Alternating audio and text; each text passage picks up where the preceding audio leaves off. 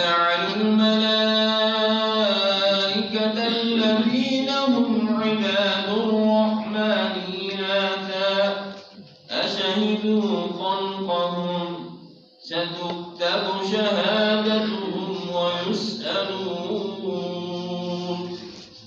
وقالوا لو شاء الرحمن ما عبدناهم ما لهم بذلك من علم إن هم إلا يخرصون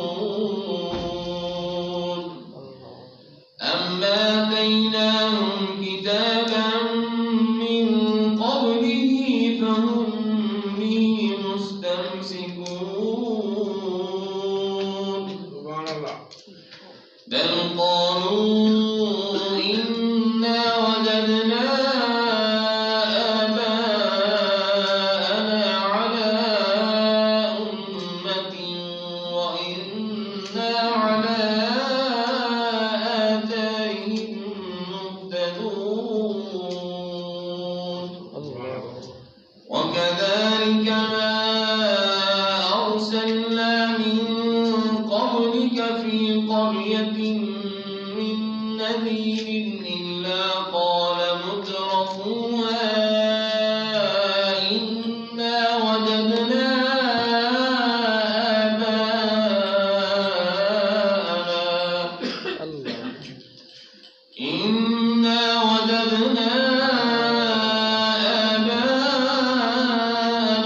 على أمة وإنا على آثارهم مقتدون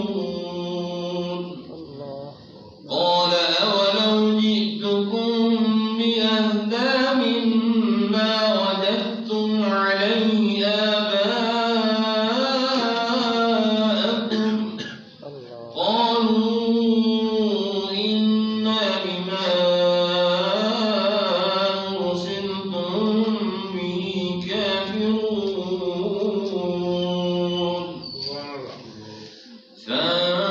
فانتقمنا منهم فانظر كيف كان عاقبة المكذبين صدق الله العلي العظيم.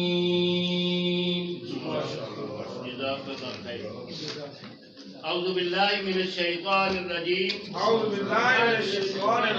بسم الله الرحمن الرحيم. رب اشرح لي صدري ويسر لي أمري واحلل عقدة من لساني. وفيكم سماعون لهم والله عليم بالظالمين. لقد ابتغوا الفتنة من قبل وقلبوا لك الأمور حتى جاء الحق وظهر ما أمر الله وهم كارهون ومنهم من يقول أذن لي ولا تفتني ألا في الفتنة سقطوا وإن جهنم لمحيطة بالكافرين إن تصبك حسنة تسؤهم وإن تصبك مصيبة يقولوا قد أخذنا أمرنا من قبل ويتولوا وهم فرحون. صدق الله مولانا العظيم وبلغنا رسوله النبي الكريم ونحن على ذلك من الشاهدين والشاكرين والحمد لله رب العالمين. یہ آیات ہیں جس میں خالصتاً مفاد پرست جنہوں نے اپنے مفاد کو ترجیح دی ہے ان کا بیان ہے. اس کے لیے منافق کا لفظ بھی استعمال ہوا ہے قرآن مجید میں. یہ اللہ تعالیٰ کو حق حاصل ہے کیونکہ نفاق کا تعلق ہوتا ہے نیت کے ساتھ اور نیت کا حال اللہ کا جانتا ہے اور اللہ وحی کے ذریعے سے اپنے رسول کو بھی اس کی خبر دے دیتا ہے. لہذا اللہ کو تو حق حاصل ہے کسی کو منافق کہنے کا. لیکن ہمیں اب بندوں کو حق حاصل نہیں ہے کسی کو منافق کہنے کا. یہ لفظ ہم بڑے بہت ہی کثرت سے استعمال کرتے ہیں، اور باوجود اس کے کہ ہم نیتوں کے حال سے واقف نہیں ہیں. نفاق کے بارے میں جتنی بھی تعلیم قرآن مجید میں دی گئی ہے، بتایا گیا ہے، کھولا گیا ہے نفاق، اس کا اطلاق ہر پڑھنے والے کو اپنے اوپر کرنا چاہیے. وہ خود دیکھے اپنے اندر جھانک کر کہ میرے اندر کوئی یہ خامی تو نہیں پائی جاتی، میرے اندر نفاق تو نہیں پایا جاتا، کیونکہ مجھے اللہ کو جواب دینا ہے، اللہ کے ہاں حاضر ہونا ہے، اور وہاں تو میرا نفاق کھل جائے گا. چنانچہ میں اللہ کے ہاں منافق قرار نہ پاؤں، میرے اندر ایسی کوئی خامی نہ ہو. یہ ہر ایک کو پتہ ہوتا ہے، اپنے بارے میں ہر بندہ خوب جانتا ہے، لہذا وہ اپنے اوپر اس کا اطلاق کرے ان آیات کا جس میں نفاق واضح کیا گیا ہے، دوسرے کے اوپر اطلاق نہ کرے. دوسرے کو اپنے سے بہتر مسلمان سمجھے اور اس کا قدردان ہو. ہاں اگر کوئی خامی دیکھے تو صدق دل کے ساتھ اور درد دل کے ساتھ اس خامی کو پورا کرنے یا دور کرنے کی کوشش کرے. کسی بھائی کے اندر، کسی عزیز کے اندر، کسی دوست کے اندر، کسی ملنے والے کے اندر وہ خامی دیکھے تو اسے اس خامی سے بچانے کی کوشش کرے. اس کے لیے وہ کسی کی مدد بھی لے سکتا ہے، استاد کی مدد لے سکتا ہے، کسی مرشد کی مدد لے سکتا ہے، کسی با اثر شخص کی مدد لے سکتا ہے. اس طرح سے امام مسجد کی مدد لے سکتا ہے. ایمن کہ ائمہ مساجد ہمارے ہاں احترام کی نظروں سے دیکھے جاتے ہیں، ان کی نصیحت کارگر ہوتی ہے اور اس پر لوگ عمل کرنے کی کوشش کرتے ہیں. تو مطلب واضح ہو گیا کہ کسی پر نفاق کا اطلاق کرنا درست نہیں ہے، اور نفاق کا جو اطلاق ہے وہ اپنے آپ پر کریں تاکہ آپ نفاق سے بچ جائیں اور سچے اور کھرے مسلمان بن کر زندگی گزاریں، اور سچے اور کھرے مسلمان کے طور پر ہی ہماری پیشی اللہ کے سامنے. اب یہ جنگ کا موقع ہے اور یہ مفاد پرست گروہ ظاہر ہے کہ یہ اپر کلاس سے ہی ہے، یعنی اس کے نیچے پھر اس کے اثرات ہیں. تو جو یعنی جنگ کے اندر اثرات رکھتے ہیں سردار نوعیت کے لوگ ہیں جن کے پیچھے ایک فورس بھی ہے اور وہ قابل ذکر ہے. عام آدمی جنگوں کے اندر اس درجے میں قابل ذکر نہیں ہوتا الا یہ کہ وہ اپنی کسی کارنامے کے ذریعے نمایاں ہوتا ہے. صحابہ کرام جو نمایاں ہوئے ہیں وہ اپنے جنگ کے اندر کارناموں کی وجہ سے نمایاں ہوئے ہیں.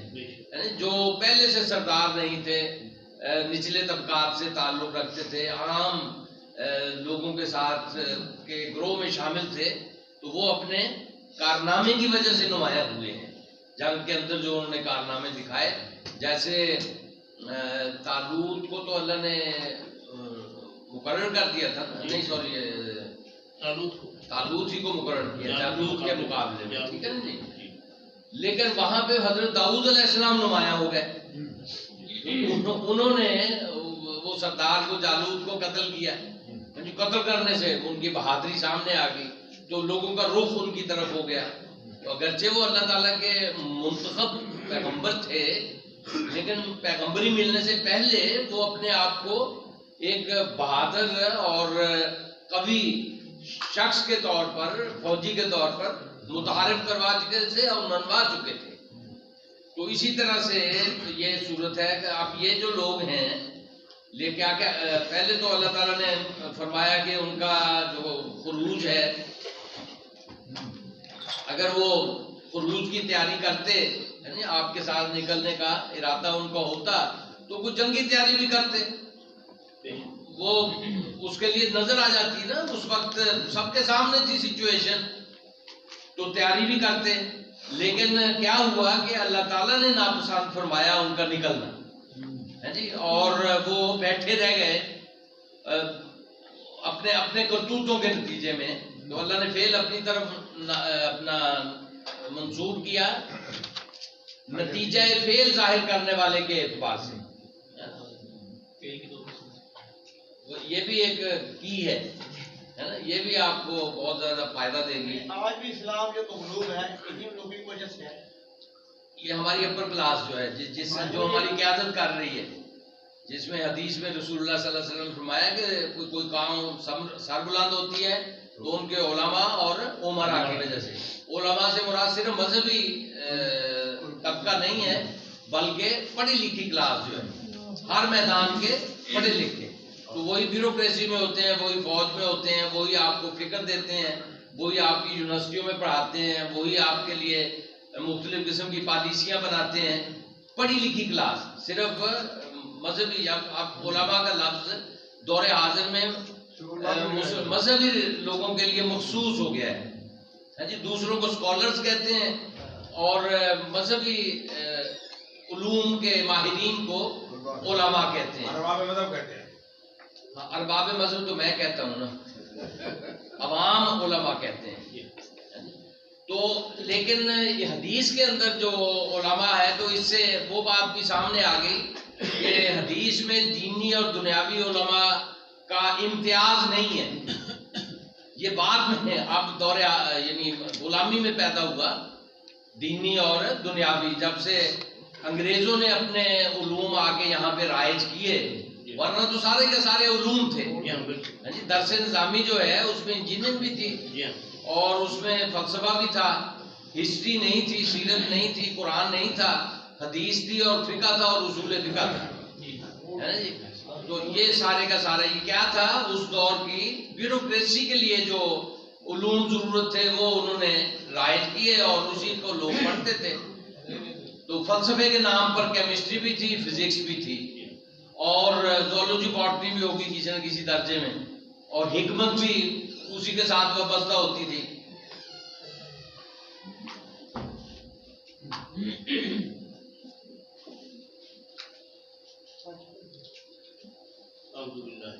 کوئی فرق نہیں. اچھا، تو یہ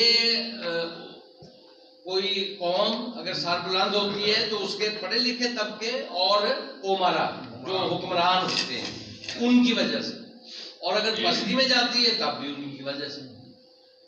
تو اب ہمارا جو حکمران طبقہ ہے ایلیٹ، یہ وہی 700 خاندان 70 × 10 جو ہر دور میں وزیر رہے ہیں، جو دادا بھی وزیر تھا، پوتا بھی وزیر تھا اور اگلا پوتا جو ہے اس کا پوتا وہ بھی وزیر اور MNA MPA بننے کی تیاری کر رہا ہے. تو یہ ہے ہماری پستی کا سبب ہے جی. ان کی سوچ پہ پہلے مطلب بانجھ ہو جاتی ہے، ان کی سوچیں اپنی ذات سے آگے نہیں بڑھتی، اپنی قوم کو وہ قوم نہیں بناتے، ہجوم رہنے دیتے ہیں اور ان کا استحصال کرتے ہیں اور ان کی کمائیوں پہ پلتے ہیں اور ان کو نیچ بنا کے رکھتے ہیں. خود اپر کلاس اوپر ہو کے رہتے ہیں اور ان کو نیچ بنا کے رکھتے ہیں. تو قوم ہوتی ہے، پاکستانی قوم ہے، نام 22 کروڑ عوام کا. اب اس قوم کا ہر فرد اگر اوپر اٹھے گا پھر قوم جو ہے وہ معزز قوموں کی لسٹ میں شامل ہوگی. اب اگر ایک طبقہ اوپر اٹھتا چلا جائے گا اور باقی نیچے پڑے رہیں گے تو قوم سربلند نہیں ہو سکتی، وہ قوم ہی نہیں بنے گی. ہجوم ہوگا جی، اس میں سے چند جزیرے ہوں گے کہ جو طاقت کے مراکز ہوں گے اور وہ قوم کو پسماندہ رکھنے کا ذریعہ بنیں گے.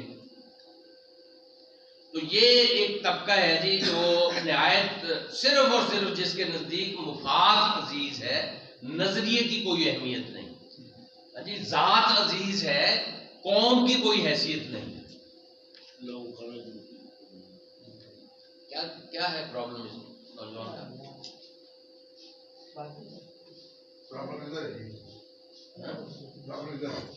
اچھا تو چلو ادھر یہ تو بڑے بزرگ ہیں، اس کی خیر ان کی خیر، اگر ان کو پرابلم ہے پھر کوئی بات نہیں، یہ ان کی طرف چھوڑ دیں۔ اگر یہ اس قسم کے لوگ مفاد پرست عناصر جو ہے نا آپ کے ساتھ نکل کھڑے ہوتے تو کیا ہوتا؟ ما زادوکم الا خبالا، وہ تمہاری خرابی ہی میں اضافہ کرتے۔ اب جہاں ہم یہ دیکھیں نا، یہ کلاس کے اندر جن کی توجہ اس میں نہیں ہے، پڑھائی میں، قرآن مجید میں، اس کو سیکھنے میں، وہ پوری کلاس کا ہی ماحول خراب کر رہے ہیں۔ اسی طرح سے فوج کے اندر جن کی دلچسپی اپنی ذات کے ساتھ ہونی ہے تو انہوں نے جو ہی کوئی پریشر پڑنا ہے انہوں نے نکل بھاگنا ہے۔ اب چاند نکل بھاگے تو باقی اس کے پیچھے دڑکی لگ جاتی ہے۔ قائم رہنے والے وہ ہوتے ہیں جو نظریے کے ساتھ وابستہ ہوں، جاننے وہ دیتے ہیں جن کو نظریہ عزیز ہوتا ہے، جن کی ترجیح جو ہے اپنے نظریے کے لیے مرنا اور جینا ہوتا ہے، تو وہ تو کھڑے رہتے ہیں، قائم رہتے ہیں اور قربانی دیتے ہیں اور اپنا وجود بنواتے ہیں، لیکن جن کو مفاد عزیز ہوتا ہے وہ قائم نہیں رہ سکتے۔ جہاں پہ بھی کوئی بھاری پڑی، جہاں پہ بھی خطرہ محسوس ہوا، دل کانپنے لگ گئے اور ہاتھ پاؤں تھر تھرانے لگ گئے اور پھر جلدی ہی دڑکی لگائی، دوڑ کھڑے ہوئے، اور اس کے پیچھے دائیں بائیں والے وہ بھی دوڑ کھڑے ہوئے جنہوں نے ان کے اوپر بھروسہ کیا ہوا تھا کہ ہمارے دست و بازو ہیں، یہ ہمیں تقویت پہنچائیں گے۔ تو یہ بات ہے کہ اگر یہ آپ کے ساتھ نکلتے نا تو آپ کی خرابی میں اضافہ کرتے۔ اللہ تعالیٰ نے اگر نہیں جانے دیا، یعنی اپنے کرتوتوں کی وجہ سے نہیں جا پائے، تو یہ آپ کے لیے فائدے کی بات ہے۔ یہ کیا ہے؟ یہ نقطہ ہے خرابی میں سے اچھائی کا پہلو تلاش کرنا۔ بظاہر جس میں نقصان نظر آ رہا ہو اس میں سے اپنے فائدے کا پہلو نکال لینا، اپنے لیے اطمینان کا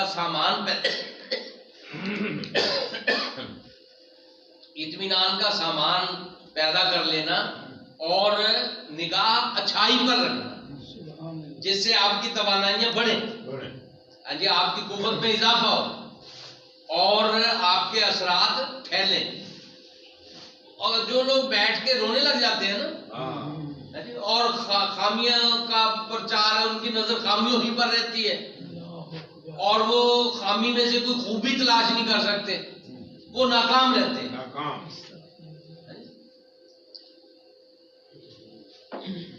کامیاب وہ ہیں جو شکست کو بھی فتح میں بدل ڈالیں، ناکامیوں میں سے بھی کامیابیوں کے راستے نکال لیں۔ تو اب وہاں انہوں نے اور کیا کرنا تھا؟ بلا اوضعوا خلالکم یبغونکم الفتنہ، اور کیا کرتے؟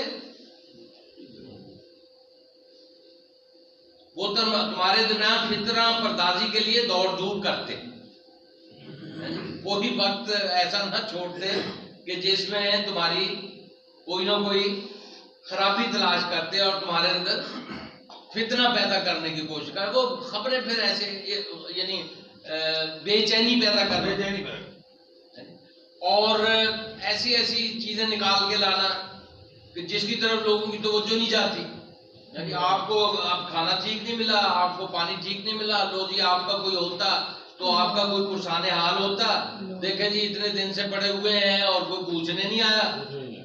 اس قسم کے جو مطلب بے چینی پیدا کرنے والے اسباب ہیں ان کو تخلیق کرنا، یہ کچھ لوگوں کی کچھ ذہن ایسا ہوتا ہے ان کے اندر وہ چیزیں پیدا ہوتی ہیں۔ آج بھی لوگ موجود ہیں، ظاہر ہر دور میں موجود ہیں، ہر جگہ ہی موجود ہوتے ہیں، ہر اجتماعیت کو مل جاتے ہیں، یعنی ان کا دماغ ہی تقریب کی طرف جاتا ہے، ایسی ایسی چیزوں کو تلاش کرتے ہیں کہ جو عام حالات میں اس کا کوئی وزن نہیں ہوتا، لیکن اس کو ایسا باوزن بنا کے پیش کرتے ہیں کہ بندہ پریشان ہو جاتا ہے۔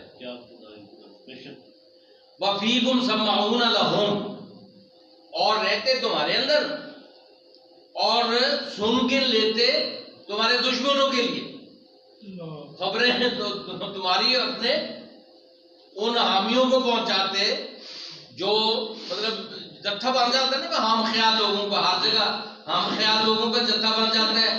اور پیچھے مدینے کے اندر مخالفین بھی تھے، مسلمانوں کے نبی صلی اللہ علیہ وسلم کے مخالفین بھی تھے، وہ بھی رہ رہے تھے. تو ان کو بھی ایسی غذا کی ضرورت تھی کہ جو اندر سے نکل کے آئے، اور جس کی وجہ سے ان کی جو مخالفت ہے اس میں شدت برقرار رہے اور بڑھوتری ہو. ٹھیک ہے نا جی. تو اس نوعیت کا یہ صورت پیدا ہوتی. فیکم سماعون لہ واللہ علیم بالظالمین. تو یہ اپنے ان کرتوتوں کے نتیجے میں یہ مت سمجھے انہوں نے کوئی کارنامہ سر انجام دیا، بلکہ انہوں نے نہایت ظلم کا ارتکاب کیا ہے. اور واللہ علیم بالظالمین، اور یہ مت سمجھیں یہ ظلم کا ارتکاب کر کے اللہ کی نگاہوں سے بچے رہ جائیں گے. یہ غلبہ جب ہوتا ہے نا، غلبہ حال اسے کہتے ہیں، غلبہ حال. تو اللہ یاد بھی رہتا ہے لیکن اللہ کی خلاف ورزی بھی ہوتی رہتی ہے، یعنی اور اس غلبہ حال کی وجہ سے اللہ فراموش ہو جاتا ہے، اللہ کا حکم فراموش ہو جاتا ہے. اندر کے نفس کے جذبات جو ہیں وہ غالب آ جاتے ہیں. تو ان کو بتایا ہے، یہ دراصل تو ہمیں بتایا ہے کہ ہم اس قسم کے ظلم کا ارتکاب کریں تو جان لیں کہ اللہ ہمارے ہر فعل سے کا علم رکھتا ہے. اللہ ہر فعل کا علم رکھتا ہے، اللہ ہمارے ہر ظلم سے آگاہ ہے اور باخبر ہے. اور یہی بات ہماری جو ایلیٹ کلاس ہے، جنہوں نے قوم نہیں بننے دیا اسے، اور حقوق دبائے ہوئے ہیں، پیچھے رکھا ہوا ہے، اور ان کو نشو و نما کے مواقع مہیا نہیں کرتے، وہ سیدھے سیدھے ظالم ہیں. تو اللہ ان کے ظلم کو جانتا ہے، اور اللہ ظالموں کو زیادہ مہلت نہیں دیا کرتا. مہلت ملتی ہے اللہ کے ہاں سے لیکن زیادہ نہیں ہوتی، کیونکہ اللہ نے قوم کو سربلند کرنا ہی کرنا ہے. اللہ کے ہاں نشو و نما ہے. اللہ کی اصل کیا ہے؟ رحمت. اللہ کی رحمت اصل کیا ہے؟ اللہ کی رحمت. واسعت رحمتی کل شیء، میری رحمت ہر چیز کا احاطہ کیے ہوئے، ہر چیز تک وسیع ہے. یہ ہے اللہ کی رحمت. رحمت اصل. اچھا جی، رحمت کیا چیز ہے؟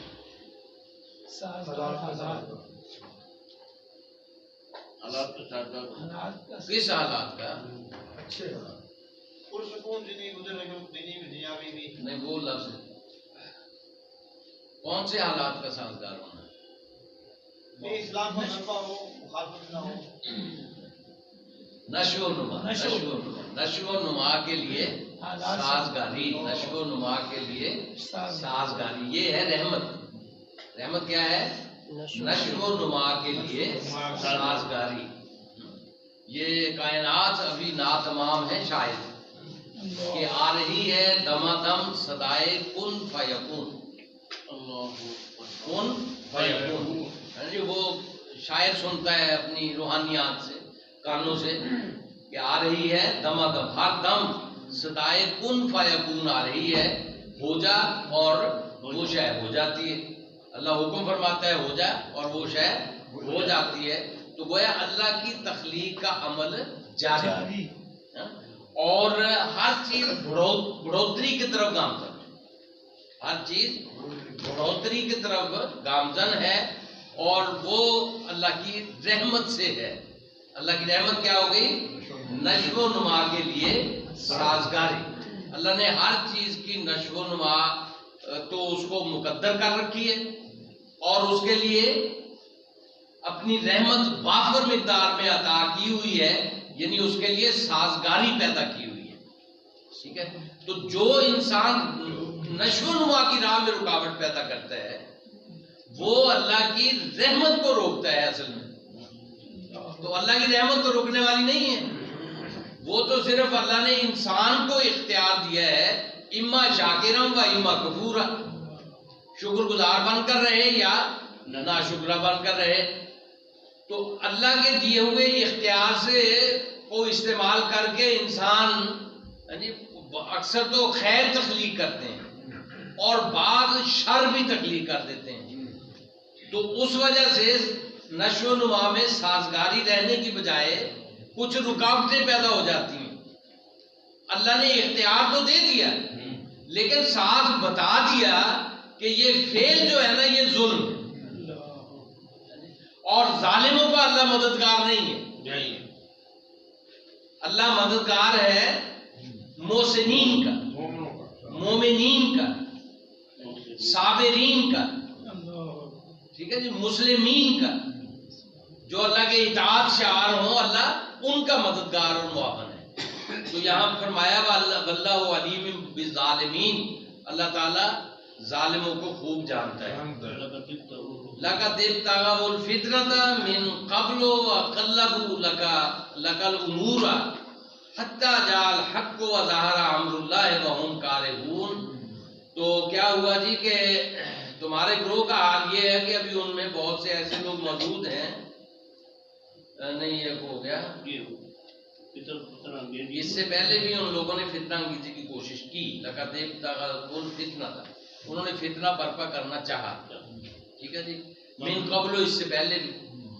مدینے کی زندگی جو ہے وہ غزوہ احد ہو، غزوہ احزاب ہو اور دیگر واقعات ہوں، تو انہوں نے فتنہ سے مراد یہ ہے کہ اسلام کی راہ میں رکاوٹ پیدا کرنے کی کوشش کی، اسلامی ریاست کو پھیلنے سے روکنے میں انہوں نے جد و جہد کی، یا مسلمانوں کو ناکام بنانے کے لیے انہوں نے کاروائیاں کی. یہ ساری کوششیں انہوں نے کر دیکھی ہیں، اس سے پہلے بھی انہوں نے یہی کیا. وَقَلَّبُوا لَكَ الْأُمُورَ، اور پھیر دیا ہم نے تیرے حق میں معاملات کو، اس سے اللہ نے آپ کے حق میں نتیجے پیدا کر دیے، ان کو بے نقاب کر دیا. حَتَّى جَاءَ الْحَقُّ، یہاں تک کہ حق آ گیا، حق آ گیا، مکہ فتح ہو گیا اور اسلام ساری دنیا یعنی عرب پر چھا گیا. اب کوئی بڑی مخالفت نہ رہی. حنین کے اندر طائف والے بھی مغلوب ہو گئے، حوازن والے بھی مغلوب ہو گئے، جو بڑے بڑے قبیلے تھے وہ اسلام سے مغلوب ہو گئے، بہت سارے مسلمان ہو گئے، کئیوں نے معاہدے کر لیے، اسلام کی بالادستی کو تسلیم کر لیا. حتی جاء الحق وظہر امر اللہ، اور اللہ کا امر غالب آ گیا، اللہ کا دین غالب آ گیا. وَهُمْ كَارِهُونَ، اور وہ کارہون، یعنی باوجود اس کے کہ وہ ناپسند کرتے رہے، ان کی جد و جہد دوسرا میں جاری تھی اور اللہ کے دین کی کامیابیوں کا سفر بھی جاری رہا. وہ روکنے کی کوشش کرتے رہے، اللہ اپنے دین کو کامیابیوں کی طرف کے سفر پر گامزن کرتا رہا. چنانچہ رسول اللہ صلی اللہ علیہ وسلم کو کامیابیاں ملتی چلی گئیں اور آپ کے دشمن نامراد ٹھہرتے رہے کہ جن موقعوں پہ بھی انہوں نے کوئی یہ کام کیا اس نوعیت کا، یعنی مخالفت رسول صلی اللہ علیہ وسلم کا، دین اسلام کے راہ میں رکاوٹ پیدا کرنے کا، وہ پھر ان کے لیے ناکامی کا سامان لایا اور مسلمانوں کے لیے کامیابی کا ذریعہ بنا. وَمِنْهُم مَّن يَقُولُ ائْذَنْ لِي وَلَا تَفْتِنِّي، ان میں سے کوئی ایسا بھی ہے جو آگے کہتا ہے کہ مجھے اجازت دے دے، میں جنگ میں نہ جاؤں تو مجھے فتنے میں نہ ڈالیں. تو وہاں جی وہ ان کی عورتیں ہوں گی، ان کو دیکھ کر میں تو بہت دل پھینک سا نوجوان ہوں، میں فتنے میں پڑ جاؤں گا، تو مہربانی کر کے مجھے جنگ میں نہ جانے کی اجازت دے دیں، جی فتنے میں نہ ڈالیں. الا فی الفتنۃ سقطوا، یعنی وہ فتنے سے بچنے کے لیے آپ سے نہ جانے کی درخواست کر رہے ہیں، تو میں اللہ اوپر سے یہ بات واضح کر رہا ہوں، فتنے میں تو یہ پڑے ہوئے ہیں، فتنے میں پڑے ہونے کی وجہ سے یہ جہاد سے پہلو تہی کر رہے ہیں، جان بچا رہے ہیں، اور جہاں جان لگانی ہے وہاں سے بچا رہے ہیں، اور جہاں نہیں لگانی وہاں جا رہے ہیں، پیچھے بیٹھے رہ رہے ہیں. وَإِنَّ جَهَنَّمَ لَمُحِيطَةٌ بِالْكَافِرِينَ، تو ایسا جہاد میں جانے سے انکار کرنے والوں کو جہنم احاطہ کیے ہوئے ہیں. ان لوگوں کے لیے جہنم کیا ہے؟ آگ. تو ایک آگ ہے ان کے دل میں آگ لگی ہوئی، جو مسلمانوں کی کامیابی ہوتی ہے ان کی دل کی آگ کو وہ کامیابی بھڑکاتی ہے، ٹھنڈی نہیں کرتی کہ مسلمان کامیاب ہو گئے، تو ان کی آگ بھڑکتی رہتی ہے اور ان کا یہ جلن میں اضافہ ہوتا رہتا ہے، ان کا عذاب بڑھتا چلا جاتا ہے۔ یہیں پہ مسلمانوں کی کامیابی ان کے دل میں مسلمانوں کے خلاف لگی ہوئی آگ کو اور بھڑکا دیتی ہے جی، اور ان کی جلن میں اضافہ کر دیتی ہے اور ان کی تکلیف شدید ہو جاتی ہے یہاں میں، اور مرنے کے بعد تو وہ عمل کا نتیجہ ہے۔ اگر کوئی عمل ہوگا پیش کر غافل عمل، اگر کوئی دفتر میں ہے جی، وہاں تو ترازو ہے اور عمل، نیک عمل ایک پلڑے میں اور بد عمل دوسرے پلڑے میں۔ اب اگر عمل ہوگا تو جنت ہوگی جی، اگر عمل ہی جہنم والے ہوں گے تو پھر تو جہنم ہی ٹھکانہ بنے گا نا۔ ان تصب کا حسنۃ تسؤہم، جب تمہیں کوئی بھلائی کامیابی کی خبر ملتی ہے تو وہ انہیں پریشان کر دیتی ہے، اس پہ اور رنج میں مبتلا ہو جاتے ہیں، انہیں دکھ ہوتا ہے۔ وَإِن تُصِبْكَ مُصِیبَةٌ، اور اگر تمہیں کہیں شکست ہو جائے اور کوئی مصیبت ٹوٹ پڑے تمہیں، یقولوا قد اخذنا امرنا من قبل، کہتے ہیں ہم نے اپنا انتظام پہلے ہی کر لیا تھا، ہم نے بچنے کا انتظام پہلے ہی کر لیا۔ دیکھیں ایسے لوگوں کے ساتھ کوئی جماعت کامیاب ہو سکتی ہے؟ نہیں ہو سکتی ہے، جو ہمیشہ اپنے مفاد پہ نظر رکھے اور ناکامیوں پہ تو خوش ہوں اور کامیابیوں پہ ناخوش ہوں، اور ناکامیوں پہ کہیں گے جی شکر ہے ہم بچ گئے، ہم نے اپنے بچاؤ کا سامان کر رکھا ہے من قبل، اس سے پہلے۔ وَيَتَوَلَّوْا وَهُمْ فَرِحُونَ، اور وہ پلٹتے ہیں تو بڑے خوش پلٹتے ہیں کہ دیکھو جی ہم تو بچ گئے، ہم پہ کوئی مصیبت نازل نہیں ہوئی، ہم نے پہلے سے ہی اپنا بچاؤ کر لیا تھا جی۔ تو کیا کہا کہ ہے کبھی جان اور کبھی تسلیم جان ہے زندگی، برتر از اندیشہ سود و زیاں ہے زندگی، برتر از اندیشہ سود و زیاں ہے زندگی، نفع اور نقصان کے اندیشوں سے بالا تر ہے زندگی۔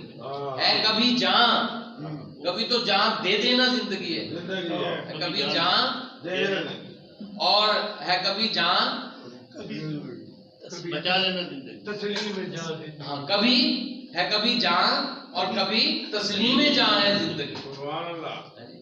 جان کو گبار دینا زندگی ہے، کبھی جان بچا لینا زندگی ہے۔ تو اسے پیمانہ امروز و فردہ سے نہ ناپ، تو اسے پیمانہ امروز و فردہ سے نہ ناپ کہ جی اتنے دن ہو گئے، اتنے دن ہو گئے، آج سالگرہ ہے، آج اتنے سال کا ہو گیا ہے، تو اسے پیمانہ امروز و فردہ سے نہ ناپ۔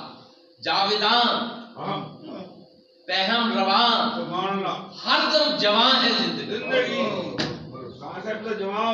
پہم رواں ہر دم جوان ہے زندگی، جاویدان ہمیشہ رہنے والی، پہم رواں چلنے والی، ہر دم جوان جوان رہنے والی، یہ زندگی ہے۔ تو لہذا یہ جو نشیب و فراز آتے ہیں، نظریہ اس کا مقابلہ کرتا ہے، اس کے لیے توانائی مہیا کرتا ہے، اس کے لیے آپ کو طاقت دیتا ہے، اور زندگی کو اس طرح گزاریں کہ زندگی آپ پر فخر کرے اور آپ اپنی زندگی پر فخر کریں۔ سبحان اللہ، سبحانک اللہم و بحمدک، اشہد ان لا الہ الا انت، استغفرک و اتوب الیک۔